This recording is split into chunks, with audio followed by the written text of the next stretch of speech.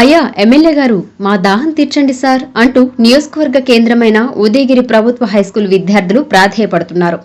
350 మంది విద్యార్థులున్న తమ పాఠశాలలో బోరు ఉన్ననూ నీరు లేని కారణంగా తమ అవస్థలు వర్ణనాతీతంగా ఉన్నాయన్నారు.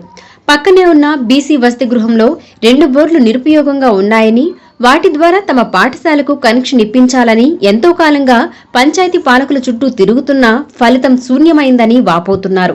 ఇప్పటికైనా ఎమ్మెల్యే కాకర్ల సురేష్, విద్యాశాఖ మంత్రి నారా లోకేష్ స్పందించి తమ దాహార్తిని తీర్చాలని వారు వేడుకుంటున్నారు.